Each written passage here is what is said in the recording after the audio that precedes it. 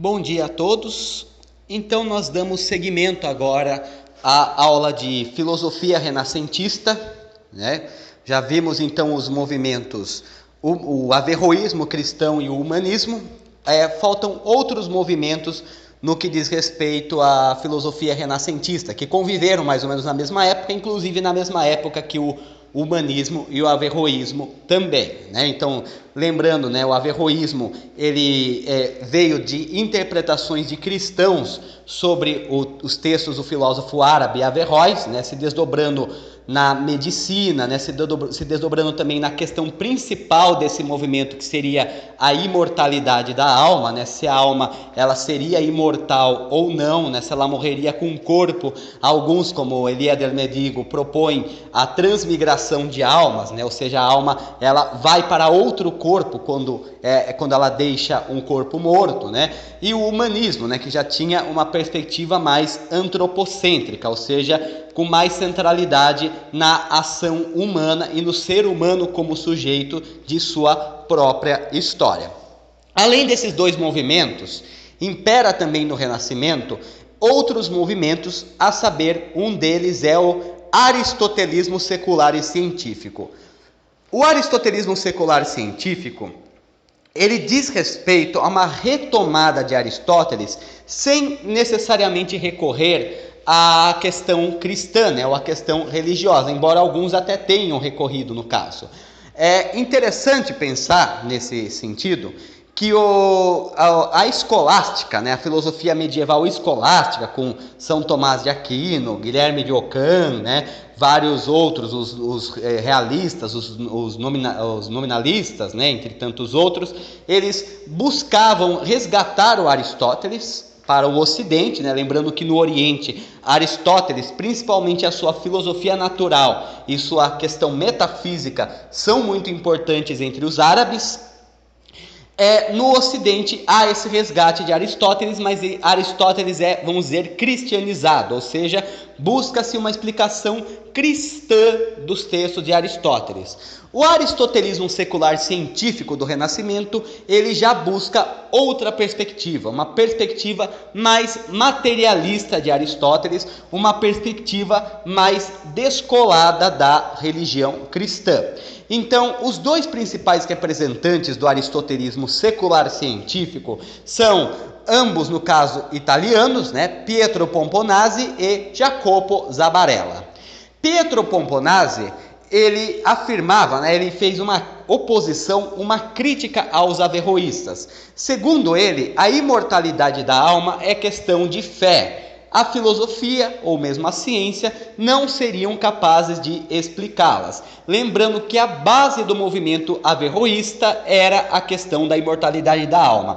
As principais discussões no que diz respeito ao averroísmo tratavam da imortalidade da alma. Então, quando Pomponazzi ele critica essa perspectiva filosófica, no sentido de que a imortalidade da alma ela é questão de fé e não pode ser compreendida pela filosofia, ele ao mesmo tempo critica a filosofia medieval, principalmente a escolástica, mas também critica os averroístas, que tinham a imortalidade da alma como uma das suas principais preocupações. Além disso, ele falava que os milagres poderiam ser justificados por causas naturais, então não havia nada de sagrado, nada de santo nos milagres, eles poderiam facilmente ser explicados por causas naturais, se um filósofo os observasse e os analisasse atentamente.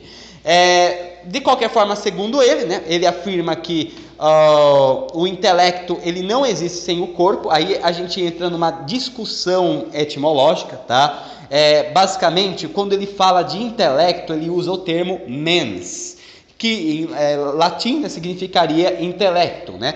Mas no caso, é importante ressaltar nesse sentido, né, que muitas vezes esse termo mens, né, que dá origem à palavra mente, também é usado às vezes para alma, né? Então, alma e intelecto muitas vezes se confundem, né, nesses textos renascentistas, né? Então, Pomponazzi, ele afirma que o intelecto, a mens, no caso, não existe sem o corpo e, portanto, se o corpo é mortal, a alma ou o intelecto também é mortal. Então, ao contrário de alguns averroístas, o Pomponazzi, ele tinha a crença de que a alma morria com o corpo, ou seja, não havia nada depois. O corpo morre, a alma morre também. De qualquer forma, ele também classificou a alma e ele falou que existiam 3 tipos de almas, né? A vegetativa, a sensitiva e a intelecção, né? Que cuidariam dos movimentos, das coisas mais corpóreas, das sensações e do próprio intelecto, né? E que seria o intermediário entre o mortal e o imortal.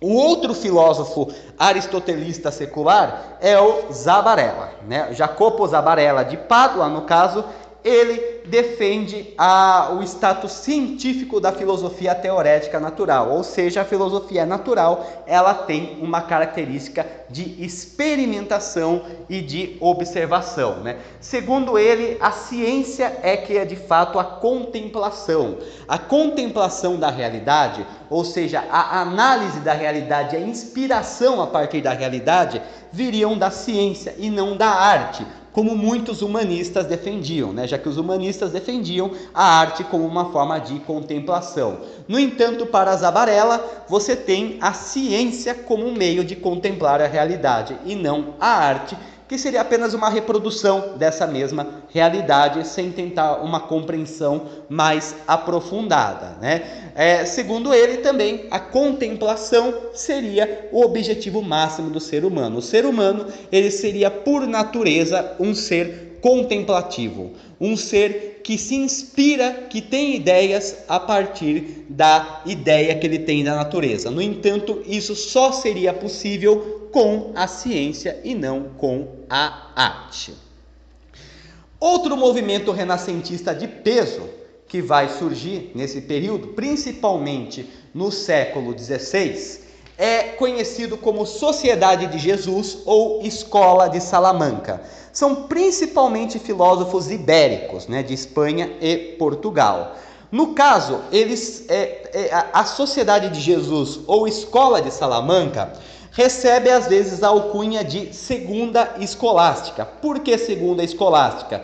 Pois eles retomam os estudos de Aristóteles também com base no cristianismo. No entanto, enquanto a escolástica estava mais preocupada com a questão metafísica, ética e moral, podemos dizer assim, a Sociedade de Jesus ou Escola de Salamanca, ela passa também a analisar questões humanas, questões políticas, né? Podemos dizer desta forma, né? Inclusive a própria teoria da guerra justa, né? E a lei das nações são base da Escola de Salamanca. É importantíssimo nesse sentido compreender o contexto da guerra justa, tá? Essa terminologia de guerra justa já existia desde a antiguidade. No entanto, ele se populariza na Europa medieval durante as cruzadas, no sentido de que a guerra, apesar de destrutiva, apesar de pecaminosa e muitas vezes imoral, ela pode ser moralmente justificada por uma causa. No caso, a causa das cruzadas era resgatar o Santo Sepulcro, a Terra Santa, das mãos dos infiéis. Então, esse é o primeiro ponto. Você lutar por Deus faz com que qualquer ação que você pratique em guerra seja uma ação justificável, pois você está lutando por uma causa maior que transcende a moral humana, que transcende a ética humana, já que é pela causa de Deus. De qualquer forma, quando começaram as grandes navegações, a guerra justa também se aplicou para a conquista do Novo Mundo. Inclusive, na legislação portuguesa, na época do descobrimento do Brasil, havia, a escravidão indígena, ela era proibida pela Igreja Católica. No entanto, havia algumas condições em que o indígena poderia ser legalmente tido como escravo. Uma delas era o chamado resgate, quando os portugueses atacavam uma aldeia e faziam daí os prisioneiros daquela aldeia seus escravos. A outra prática era justamente a guerra justa, no sentido de que uma guerra preventiva ou uma guerra defensiva poderia levar à captura e à escravidão de prisioneiros indígenas. E isso, em grande parte, foi facilitado pela Escola de Salamanca, que instituiu também essas noções de guerra preventiva. Ou seja, a guerra preventiva é você atacar antes de ser atacado, na verdade, né? Então seria mais ou menos esse o princípio. É justificável você atacar para impedir um ataque. E isso acabou sendo interpretado na política internacional, né? Sobretudo no caso dos portugueses com os indígenas brasileiros. Um dos principais representantes e fundadores desse movimento foi Francisco de Vitória. Francisco de Vitória foi o teórico da guerra justa, sobretudo essa aplicável às comunidades indígenas, e também ele tratou sobre a dignidade e a condição humana, que era uma preocupação já presente no humanismo, a questão da dignitas hominis, ou seja, o ser humano como um ser digno. No caso, Vitória, ele até defendia a noção de livre-arbítrio, mas defendia também o livre-arbítrio como um presente de Deus, ou seja, só porque nós temos o livre-arbítrio não quer dizer que nós devemos agir amoralmente. Pelo contrário, nós devemos usar o livre-arbítrio para sermos bons e para nos aproximarmos de Deus.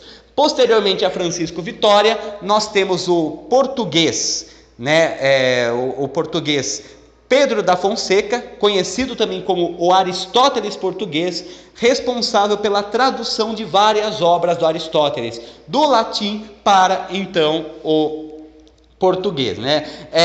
Ele também foi o fundador do chamado Curso Conimbricensis, que foi uma série de estudos e palestras que ele deu sobre a política aristotélica, mostrando então essa difusão de Aristóteles em Portugal. Além desses dois, nós temos também o cordobense Francisco de Toledo Herrera, que foi o primeiro cardeal romano da ordem dos jesuítas, a Companhia de Jesus. Lembrando que a Companhia de Jesus ela foi fundada pelo Inácio de Loyola, e era uma ordem extremamente militarizada que tinha como intuito reformar a educação religiosa na Europa como forma de combater a reforma e também converter os pagãos indígenas ao cristianismo. Tanto que os jesuítas tiveram forte atuação para a conversão dos indígenas brasileiros, até que o Marquês de Pombal resolveu expulsá-los do Brasil. Ele foi consultor da Inquisição Espanhola, também comentador de Aristóteles e participou da revisão da Bíblia Vulgata. A Bíblia Vulgata é a Bíblia que teria originado a maior parte dos textos bíblicos que nós temos na atualidade. Então foi uma revisão da Bíblia, correções de erros, também separação dos livros apócrifos e dos livros que seriam de fato bíblicos, de fato sagrados. Foi o Francisco de Toledo Herrera um dos responsáveis por isso. E por fim, Francisco Suárez, um granadense, de Espanha também, ele também utilizou bastante a política e a metafísica aristotélica. Segundo ele, a lei ela pode ser dividida em lei eterna, lei natural, direito das gentes, lei positiva humana e lei positiva divina. Pois bem, como que opera isso? É muito parecido com a teoria das leis de São Tomás de Aquino, só que tem alguns elementos a mais. A lei eterna é a lei de Deus. É a lei de um ser onipotente, onipresente e onisciente que racionalmente criou o universo. A lei natural, ela é a manifestação da lei de Deus, ou seja, Deus ele estabelece leis racionais no universo que são manifestas na natureza. O direito das gentes é o que vai dar origem posteriormente ao direito internacional, ou seja, a relação entre sociedades de diferentes culturas, entre diferentes povos. A lei positiva humana é o direito. Então, o direito, a legislação, o poder estatal. E a lei positiva divina seriam as leis religiosas. Então, as leis que a religião compila, os mandamentos bíblicos, a lei da instituição da igreja, é diferente da lei eterna, pois a lei eterna é a lei de Deus, não da instituição. Já a lei positiva divina seria da igreja, ou seja, a interpretação humana da lei de Deus. Também ele afirma que a sociedade civil, que é necessária e natural ao ser humano, ela tem origem em Deus. Certo? Então quer dizer, Deus na verdade, ele é o criador do princípio da sociedade civil.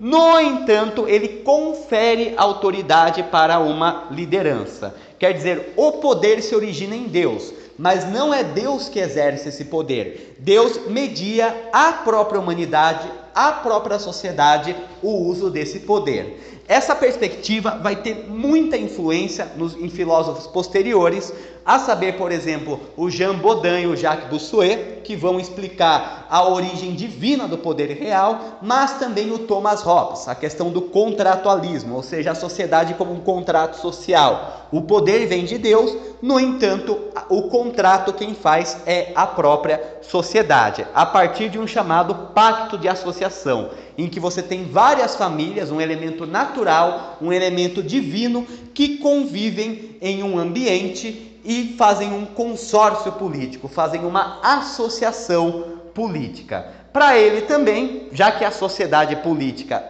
a sociedade civil e a sociedade política, elas têm origem em Deus e são mediadas pela sociedade, ou seja, Deus transfere esse poder de administração para as lideranças humanas e para a sociedade civil como um todo, a sociedade política é moral. Então, a política é interpretada por ele como uma coisa moral. A política ela deve reproduzir a moral divina. Por isso que muitas leis, elas são, na verdade, uma imitação, vamos dizer assim, ainda mais no contexto da Idade Moderna, do século XVI, são uma atualização e uma imitação de leis bíblicas, de leis divinas. Tá? Então, por exemplo, o não matarás, entrou para o Código Penal, o não furtarás, não cometerás adultério.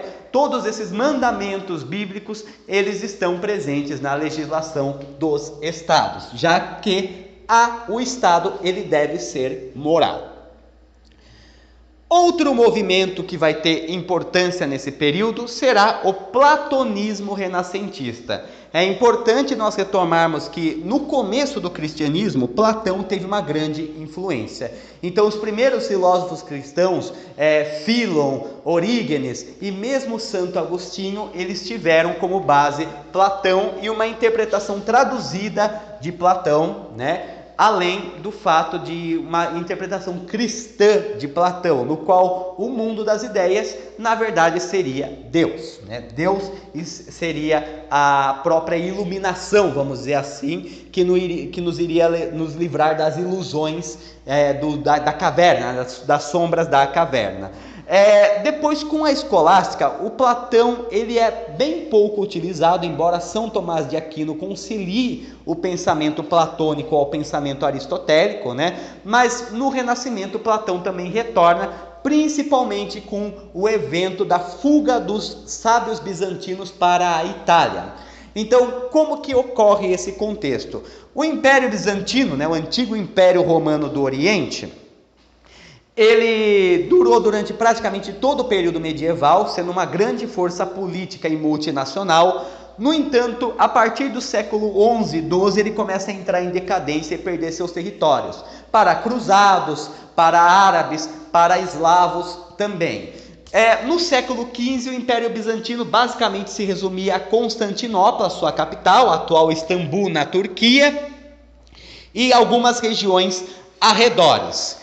Em 1453, depois de um longo cerco, os turco-otomanos conquistam Constantinopla, finalizando o Império Bizantino, dando fim ao Império Bizantino. Um dos eventos que marca também essa invasão otomana a Constantinopla é o fato de muitos filósofos bizantinos fugirem para a Itália, e inclusive lá terem uma grande importância no próprio Renascimento.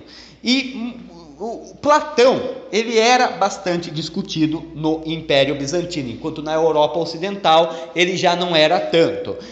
Muitos sábios, então, eles retomam Platão, inclusive o Platão original, né? Porque a interpretação que se tinha do Platão nesse período era textos traduzidos em latim do Platão. Já os bizantinos tinham acesso às cópias do original em grego, o que remexe completamente à ideia de Platão, né? Então começa a se perceber que o Platão não é mais aquele Platão que o Santo Agostinho estava defendendo, é um outro Platão, né? Então começa a se reestruturar o pensamento platônico a partir desse período. Dois grandes sábios que contribuíram para a redifusão de Platão na Península Itálica foi o sábio bizantino Gemistopletão, né, que inclusive mesclou Platão, Pitágoras e Aristóteles, no qual ele afirmava que a alma é a pura emanação de ideias, que emanam de Deus, né? Então quer dizer, a alma ela nada mais é do que uma emanação da própria vontade divina, só que encarnada num corpo limitado, o que lembra um pouco o Plotino também, o filósofo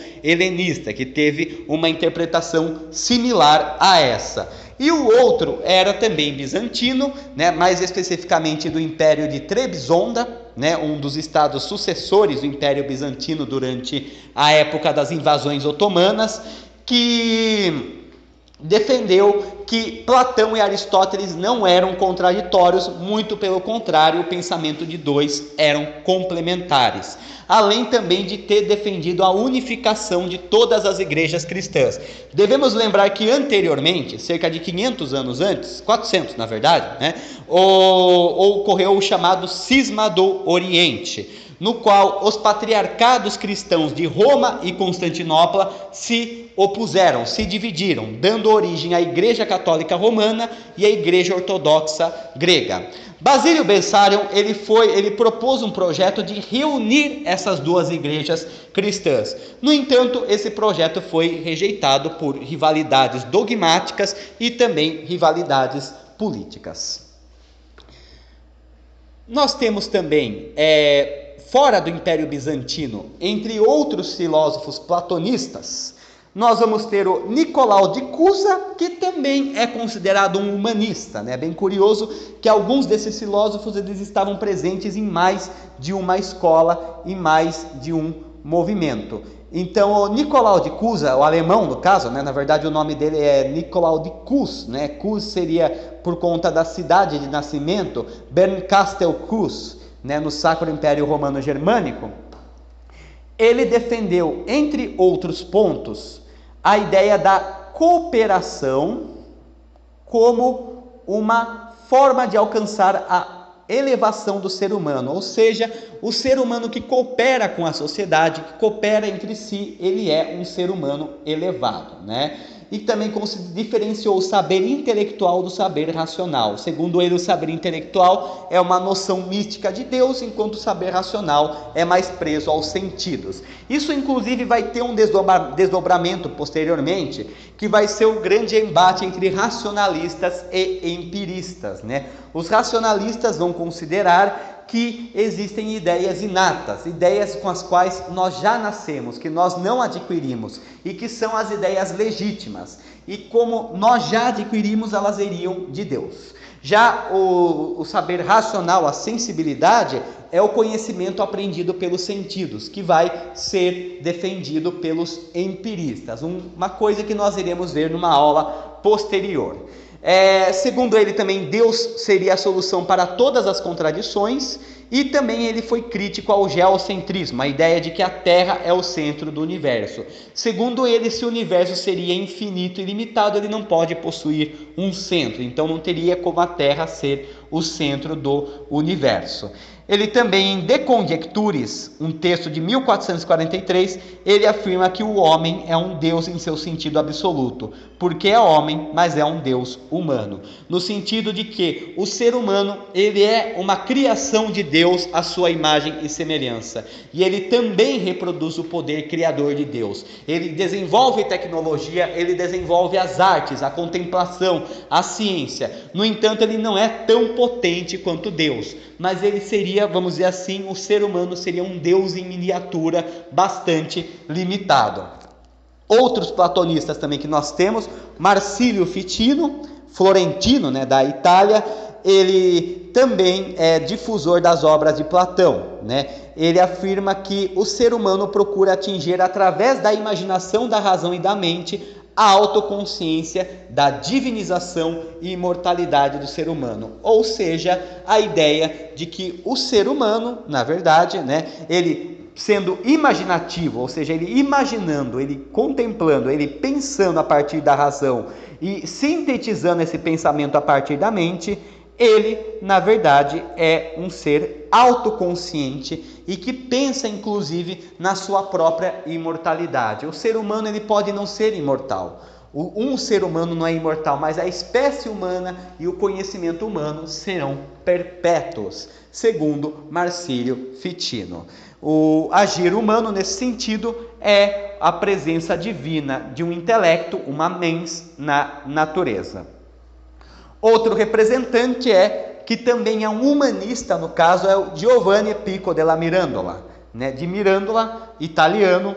Ele, no caso, ele escreveu uma série de textos chamado 900 Teses, em que ele mistura o neoplatonismo, o judaísmo, o cabalismo e o hermetismo. O hermetismo seria o ocultismo, né? Vinculado à alquimia, vinculada aos saberes secretos, né? Segundo ele, Deus criou o ser humano como ser consciente, capaz de aprender sobre si e qualquer outra criatura, o que mostra uma perspectiva humanista também do ser humano, né? Ou seja, o ser humano ele é capaz de pensar em si mesmo. No entanto, com a filosofia, o ser humano se aproxima de Deus, pois a partir da filosofia ele pode compreender a grande obra que Deus criou no universo, né? Já a ignorância, o não conhecimento nos aproximaria dos animais comuns. Nós vamos ter também, né, o Isaac Abravanel, português, de origem judaica no caso, em que ele tenta mesclar a ciência com os pressupostos judaicos, inclusive a história como ensinamento aos judeus, né? Segundo ele, também o Messias cristão seria falso, né? O Messias judeu, o escolhido de Deus judeu ainda estaria por vir. E Pietro Bembo, que padronizou a escrita do italiano, né? No caso, ele teve como base a Divina Comédia de Dante. Nós devemos nos lembrar que Dante escreveu a primeira obra em italiano padronizado a partir do dialeto toscano, né? Então, Dante, ele escreve a Divina Comédia em italiano, mas do jeito que ele falava, não havia uma língua italiana padronizada, né? Com base também em Boccaccio e Petrarca, ele padroniza o italiano contemporâneo, né? Como nós conhecemos, embora só no século XX, né, com o regime fascista, no caso, o italiano seja uma língua, de certa forma, totalmente padronizada e falada por todos os italianos, né? Devemos lembrar que a Itália, como país, se unifica apenas em 1860, né? Então, muito tempo depois. Mas o primeiro passo para a padronização do italiano veio desse Pietro Bembo.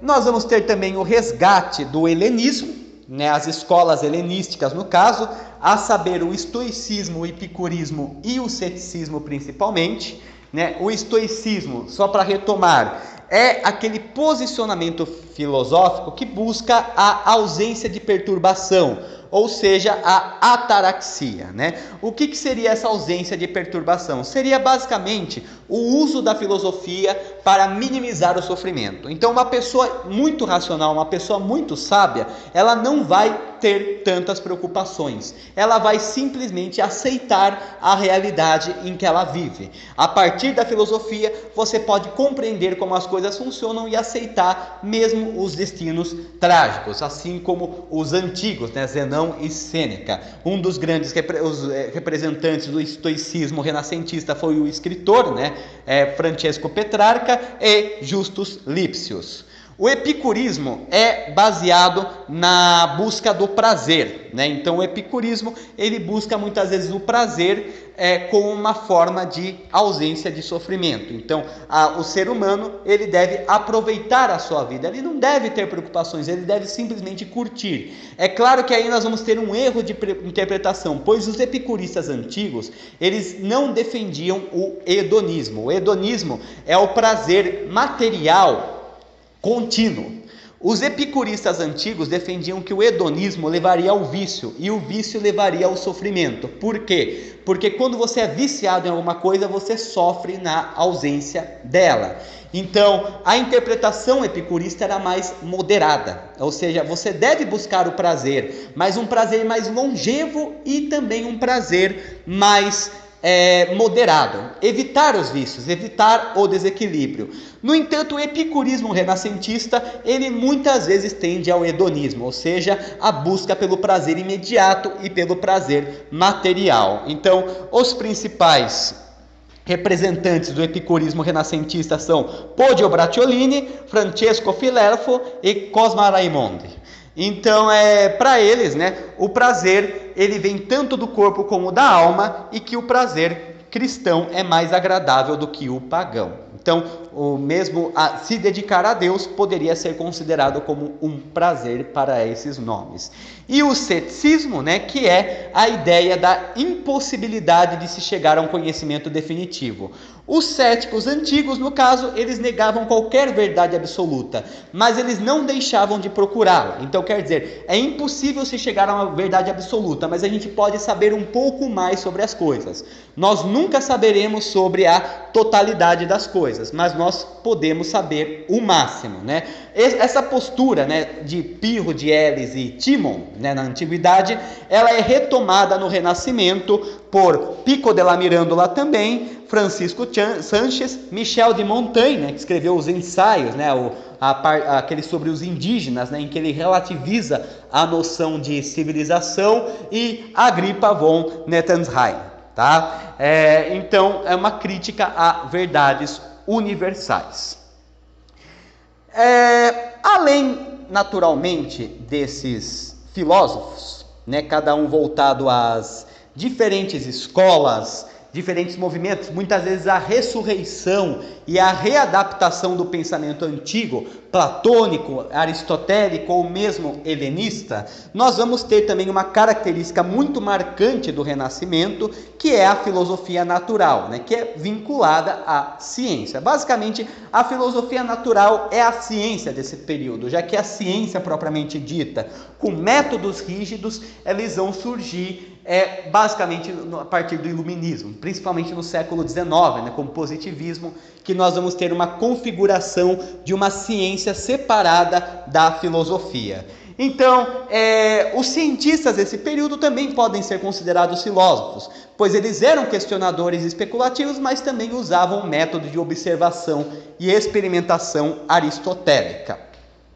Para citar alguns nomes de filósofos naturais de grande importância desse período, nós temos primeiramente o Nicolau Copérnico, polonês, no caso, que foi o que desenvolveu a teoria heliocêntrica do sistema solar, ou seja, a Terra gira ao redor do Sol e não o contrário, né? Segundo ele, também os astros possuiriam um movimento eterno e uniforme, um movimento circular, no caso, segundo Copérnico. Copérnico ele não chegou de fato a provar a sua teoria.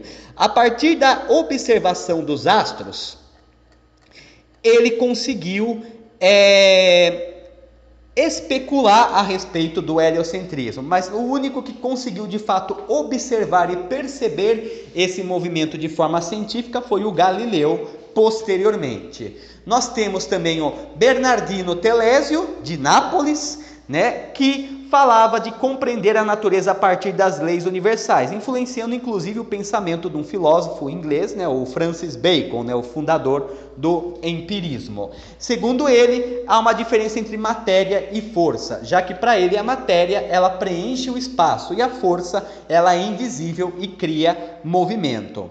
Temos também o Francesco Patrese, de Cres, né, na Istria veneziana, na atual Croácia, no caso, né, em que ele fala sobre a arte. Segundo ele, a arte é uma imitação da natureza, parafraseando o Aristóteles, né, a questão da mimesis, né, a arte como imitação da realidade.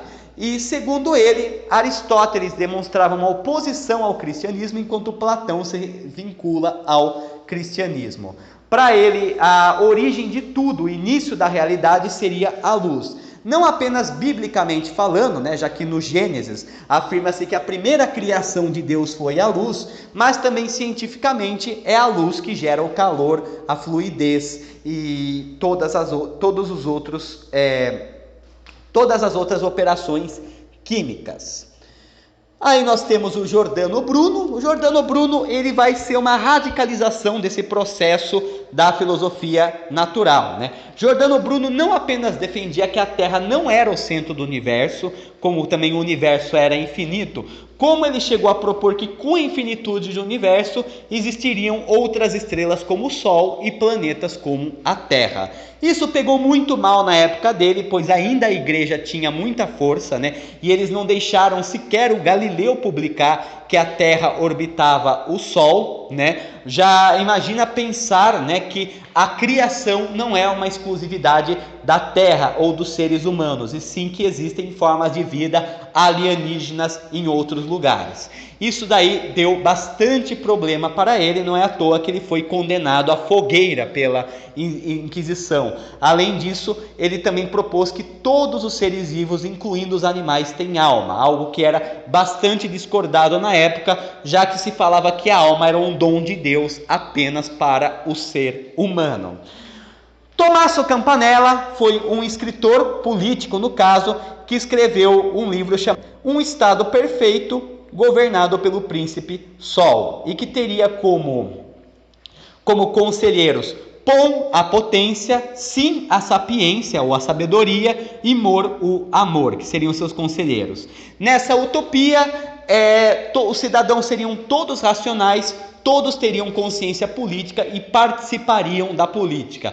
Outra característica também dele é que não existe propriedade privada nessa utopia, fazendo de Campanella um dos socialistas utópicos, né? Basicamente, o que é o socialismo utópico? O socialismo utópico é toda escrita socialista anterior a Marx, a Karl Marx. Então, com Karl Marx nós temos o surgimento do socialismo científico. Qualquer forma de manifestação similar ao socialismo anterior a Marx é utópica, né? Socialismo utópico. No caso, nós temos o Campanella, né? Nós temos também o Tomás Moros, né? Com a Ilha da Utopia, né? Um dos grandes representantes do humanismo, o Tomás Moros.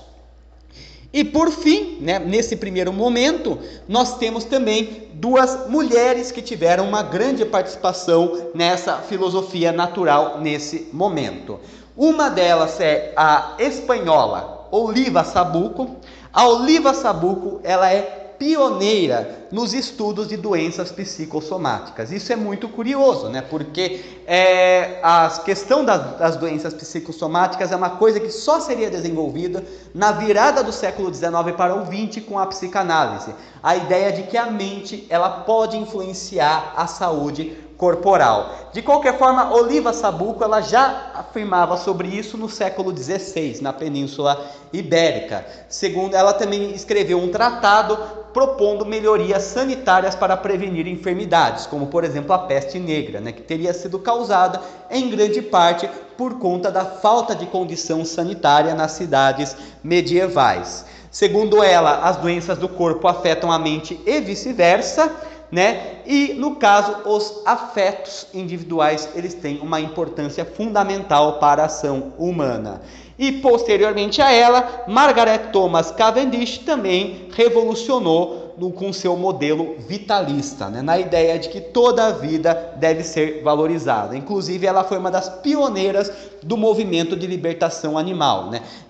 Se opondo às pesquisas com animais e também os maus tratos aos animais, algo que só iria retomado pelo Singer no século XX, né? A ideia de que os animais também têm sentimentos. Então podemos perceber, no caso dessas duas, né, muitas vezes por serem mulheres em uma sociedade mais patriarcal, suas pesquisas elas não tiveram tanto impacto como outras obras na época, mas posteriormente foram retomadas e percebemos inclusive a grande atualidade do seu pensamento.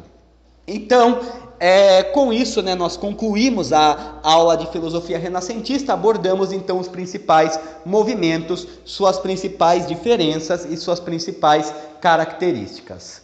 No mais é isso, uma boa tarde, bom dia ou boa noite, seja lá quando vocês estiverem ouvindo, a todos.